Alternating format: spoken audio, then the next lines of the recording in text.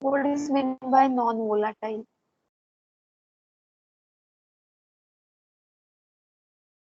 Okay, I will give you one hint. RAM or we can say main memory. Main memory is a volatile memory. What is meant by volatile memory?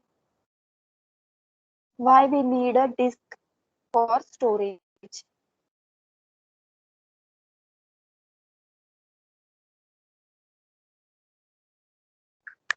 Am I audible?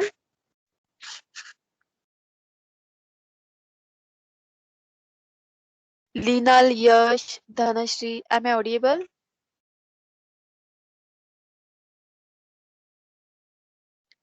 What is mean by non-volatile memory?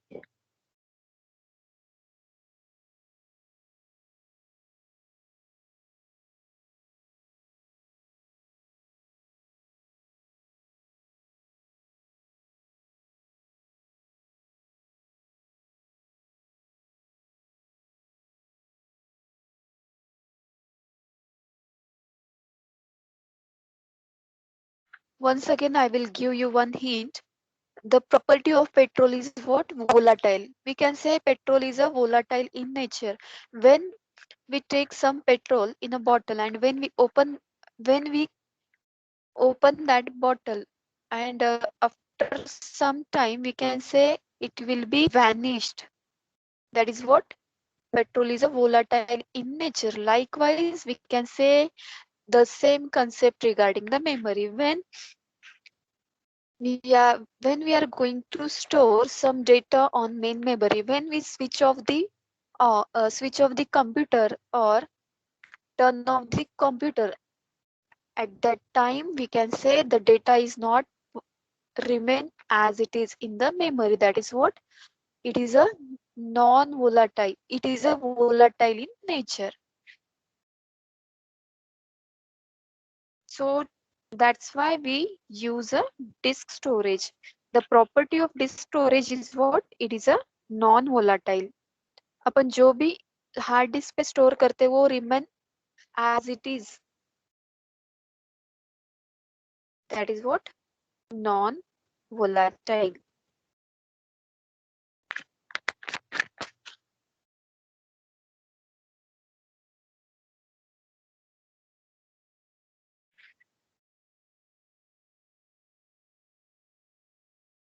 Now see the memory hierarchy.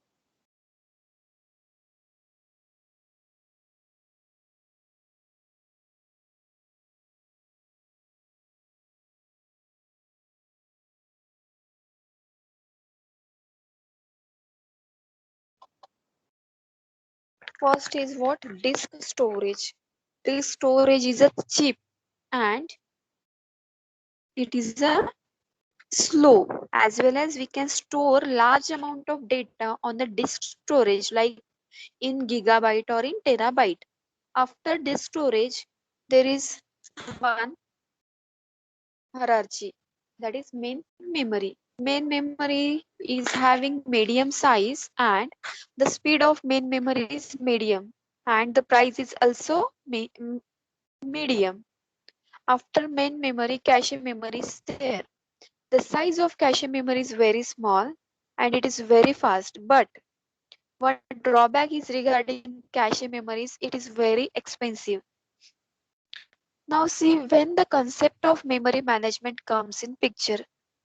When and why? User is not able to move data from disk storage to main memory.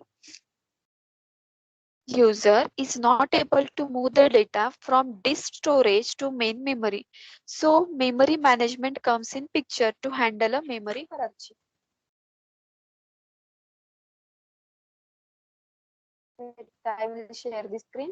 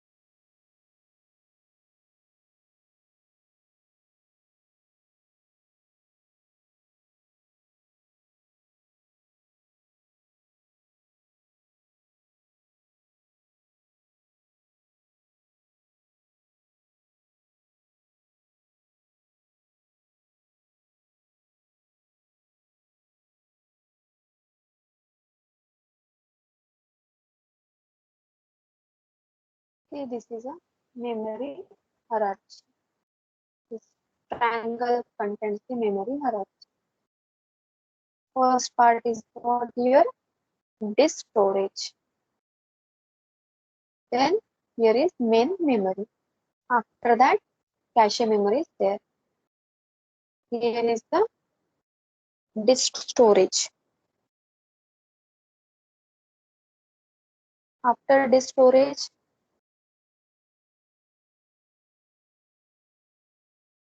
here is your main memory.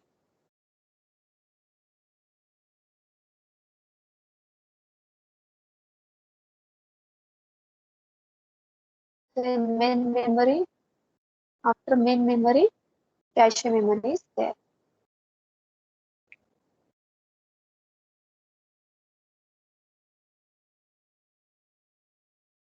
Now, see here, user cannot access this disk storage directly. This is disk storage that user cannot directly access. To overcome this main memory, or we can say user is not able to move data from this disk storage to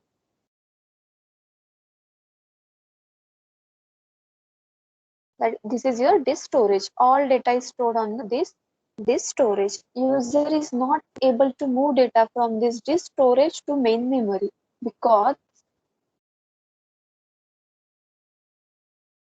data is stored on the disk storage and main memory perform operation on that data.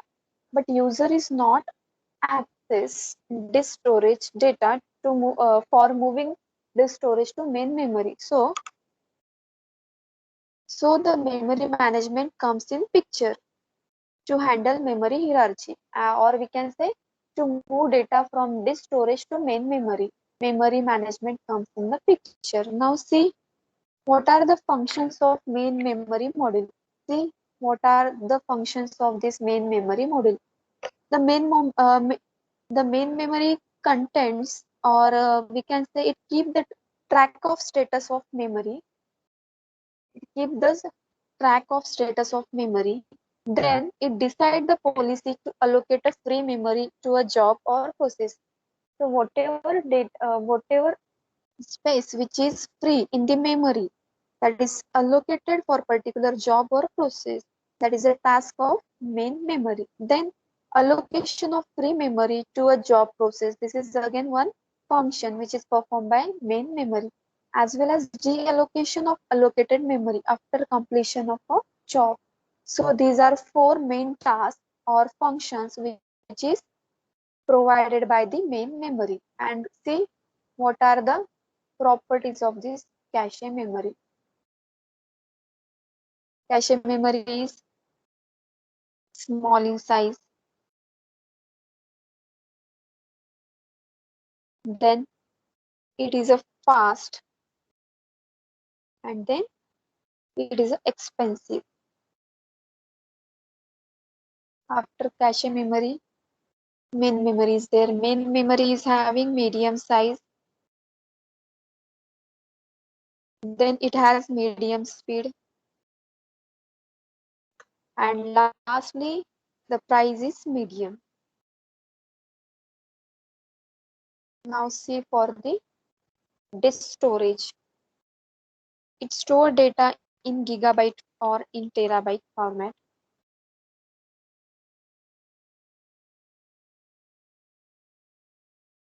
Then it is slow as compared to main memory and cache memory. And third property is a cheap. So these are some properties of the memory hierarchy. This is regarding these properties are regarding cache memory. This is regarding the cache memory. Then medium size, medium price, and medium. This is regarding the main memory. And gigabyte storage, slow and cheap. This is regarding this storage. When we are moving from top to bottom, speed of a memory goes speed of memory decreases. And when we go from bottom to top, that is from disk storage to cache memory, the speed is increases. These are the memory hierarchy. Now see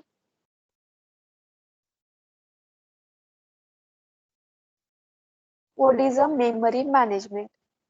In memory management, in a uniprogramming system, main memory is divided into two parts. One part is of operating system and second part is of a program which is currently being executed. And in multiprogramming system, user part of memory must be further subdivided to accommodate a multiple process. Now I will draw the picture for this uniprogramming and multiprogramming.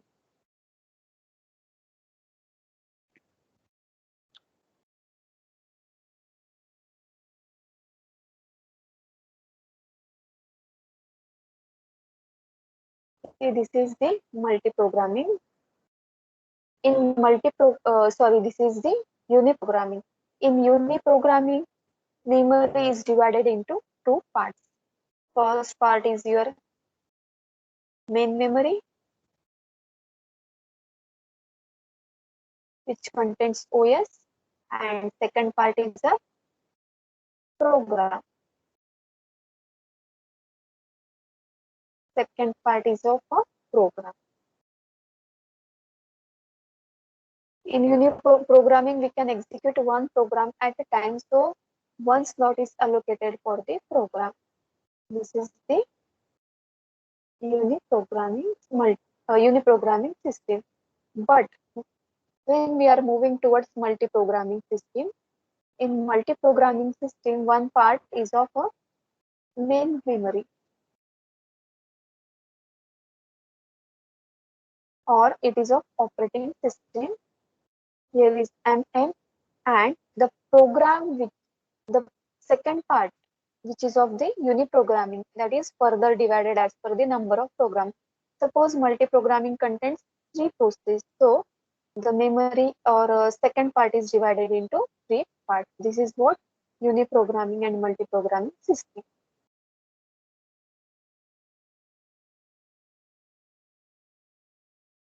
Here see, we have divided the task into number of subdivisions. In multiprogramming, program is divided into number of subdivision. Here 1, 2, 3 are this is the division, and this is the first part, this is the second part. Second part is of a program which is further divided. The task of subdivision is carried out dynamically by operating system is known as a memory management. The memory needs to be allocated to ensure a reasonable supply of ready process to consume available processor time. Those process which are ready for the execution which is sent sent to the processor. And the memory management involves swapping blocks of data from secondary storage. See, memory management do what do it does this swapping of block of data from secondary storage. Secondary storage means what here? Disk storage. It swaps the data or it copy the data from secondary storage to main memory. That is a main function of a that is a main function of memory management. Now see what is the execution of a program. The operating system brings into main memory a few pieces of the program. Then resident sec, which is a portion of process that is in the main memory. And the interrupt is generated when an address is needed that is not in the main memory. And that time the operating system places the process in blocking state. See here how the execution of program is done. Here we have saw the memory hierarchy. In memory hierarchy, top portion is of cache memory, medium is a main memory, middle portion is of a main memory. Here is main memory. Here is cache memory, and here is disk storage. So whatever the program which is ready for the execution, then what operating system do? It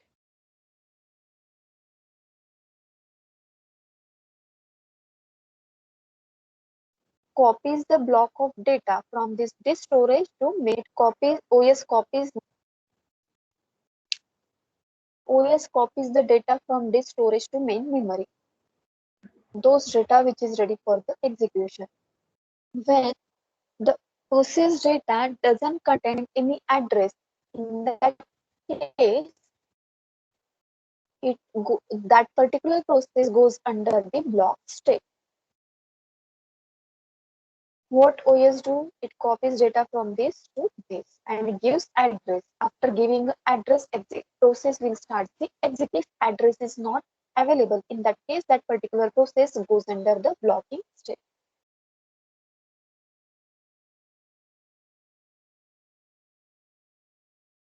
Now see what are the requirement of the memory management. First requirement of memory management is a relocation.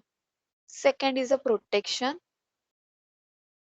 After that, sharing is there, logical organization and physical organization. These are five requirements of the memory management.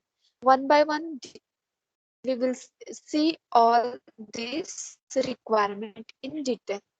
Now see, these are some terms which is related to memory management. First is frame. What is mean by frame? Whenever the concept of frame is there, then it is related to the main memory. Always remember, frame is related to your main memory, and frame means what? It is a fixed length of block of main memory. That is, main memory is divided into number of fixed block. This is known as frame. See in the picture, this is your main memory,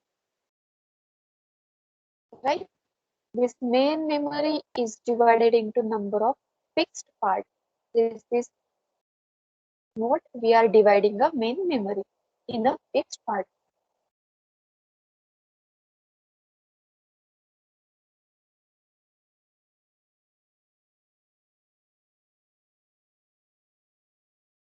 And this fixed part is known as a frame. This is your first frame. This is second, third. Likewise, suppose 1, 2, 3, 4, 5, 6, 7, 8, 9, 10, 11, 12. Here, number of frames present in main memory are 12. That is, we have divided main memory into 12 frames. Frame means what? It is a term which is related to main memory and that is of fixed size. Here, we have divided the main memory into 12 fixed parts. Now see what is the next concept, that is page. Page is what? It is this is a term which is related with a secondary memory. When we are dividing the secondary memory into fixed length block, this is known as page. And when we divide a secondary storage in a variable length block, this is known as segment.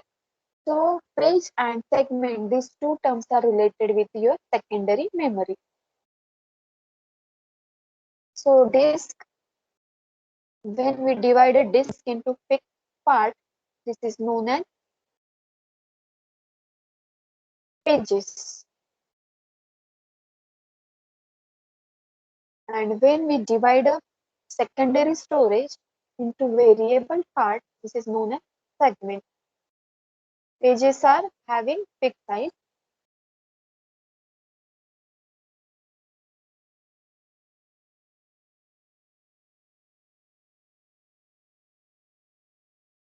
Pages means fixed size block of data in secondary storage.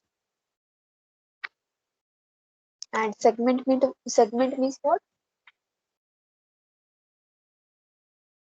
Variable length data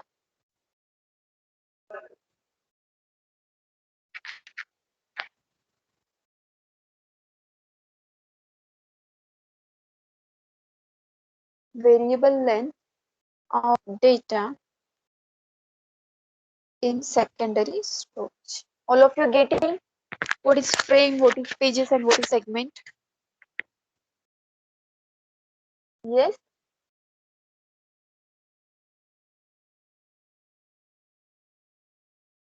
Are you getting the term?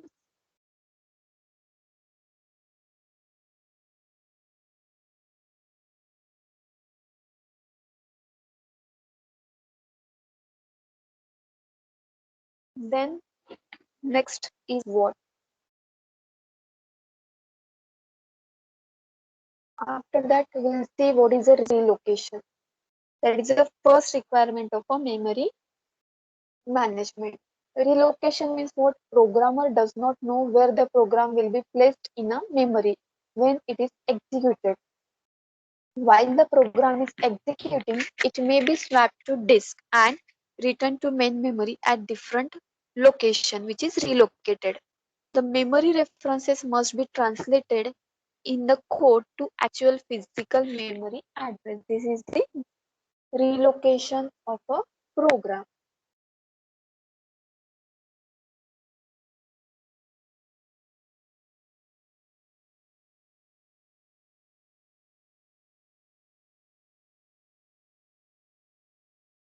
Now see what is addressing. The diagram which shows the addressing requirement of a process. First is this arrow shows the process control information. Then process control block is there. What process control block means? PCB. It contains the state of current process. That is a ID for that particular process, execution time required for the process, data required, everything which is related to that particular current process, that is stored in the PCB. Then your program is there. After program, data which is related to that particular program is there. Then stack is there. Here this is the current top of a stack, and here it is an entry of your program. After PCB, entry of program is there.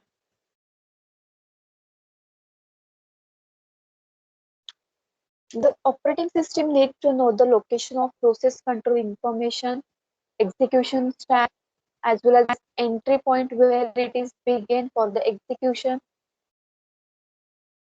There will be memory references within the program. Example BT, GD, PD, processor, hardware, OS should be able to translate this into actual physical memory address, which is changes every time. Now see what is the second requirement of a memory management, that is a protection. Memory management needs a protection. How? The process should not able to reference a memory location in another process without a permission. That means every process has their own address, and it is not going to allow another process for its reference, and impossible to check absolute address at compile time. It is not possible to check address for that particular process when that particular program is compiled. It must be checked at runtime, and memory protection requirement must be satisfied by the processor rather than the operating system.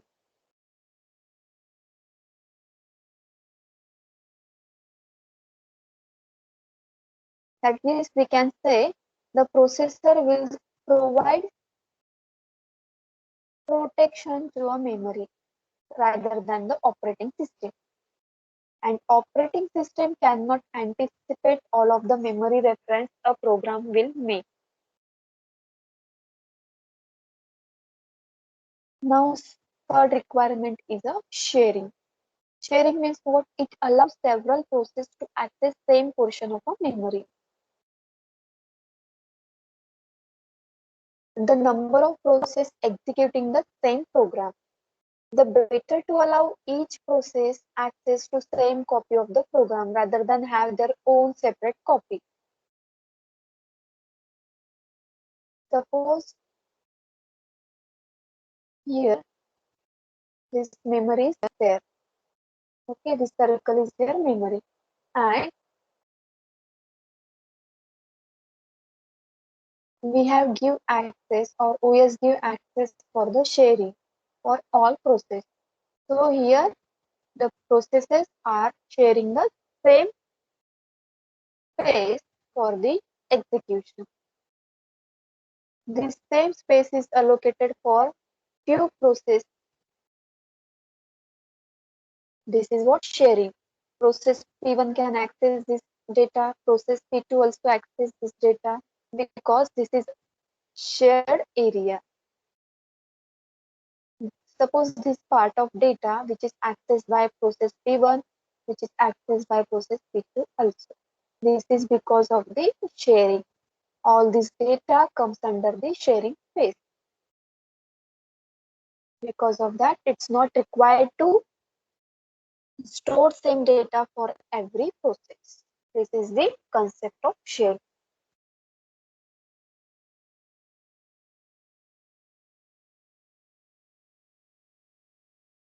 Now the protection mechanism must be flexibility to allow several processes to access same portion of memory. Processes that are cooperating on some tasks may need to share access to same data structure. But when sharing concept is there, that is what here this all data comes in sharing space. So in some cases, protection issue may be there because some of the confidential data of process P1 is not, suppose this is some confidential data that process P1 is not want to share with anyone else. In that case, that protected data should not be kept on the sharing space. This is what how we are going to provide a protection.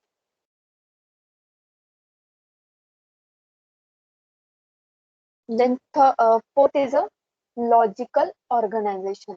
Fourth requirement of a memory management is a logical organization. Memory is organized linearly. The main memory is usually organized as a linear or one deep address space consisting of a sequence of bytes or words. And secondary memory, it is at its physical level, it is similarly organized.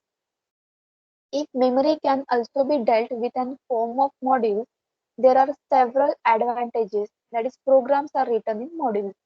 That modules can be written and compiled independently. The different degree of protection gives to the modules. That is, read-only access or execute-only. The share modules among process. The use of segmentation uses the module concept. Logical organization is what? How the memory is organized linearly. This is for the main memory as well as this is for the secondary memory also. Main memory is organized linearly in logical organization and secondary memory at its physical level. Now see the fifth requirement, that is physical organization. In physical organization, memory is organized into two levels. The main memory is fast and that we have already discussed. That is, main memory is fast, expensive, and volatile. Whereas secondary memory is slow, less expensive as compared to less main memory, and it is a non-volatile in nature. Non-volatile means whatever data that is stored on the disk that remains persistent. The flow of information between main memory and secondary memory is major concern that is done with the help of OS and it can be programmer's responsibility. No, it is not a programmer's responsibility. It is the memory available for programs plus its data may be insufficient because of overline allow various models to be assigned at the same region of memory.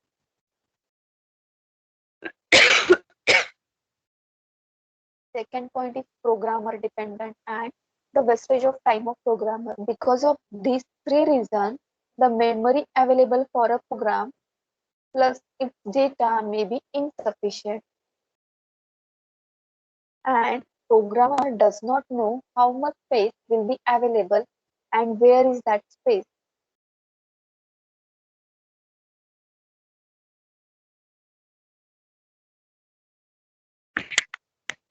Am I audible?